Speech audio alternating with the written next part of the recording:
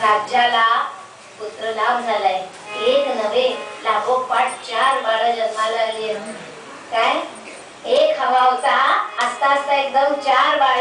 किती आनंद, संपूर्ण नगरी लोटलेली आहे. प्रत्येकाने काही ना काही उपहार आणले बाळाला द्यायला.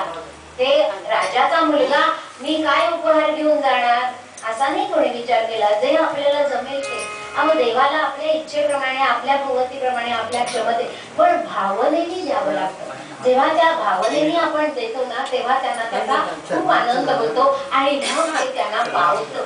असं आहे. आता ह्या बाळांना न्हाणी घालतात आणि त्या सगळ्या कौशल्याच्या सख्या जमलेल्या आहेत आणि ते बाळांना न्हाणी घालतात. न्हाणी न्हाणी त्या निर्मला ते न्हाणी, न्हाणी न्हाणी त्या निर्मला ते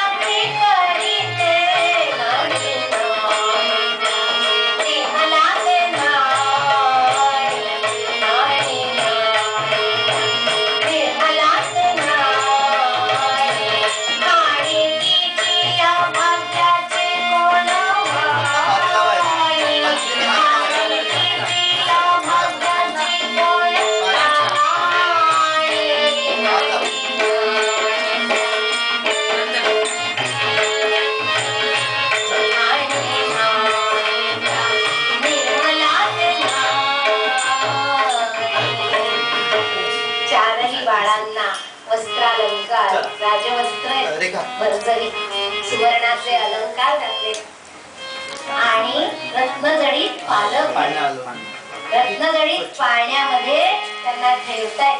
कुणी गोविंद घ्या, कुणी गोपाळ घ्या असं म्हणून सगळे जण त्यांना ठेवतात आणि पाळण्या म्हणतात.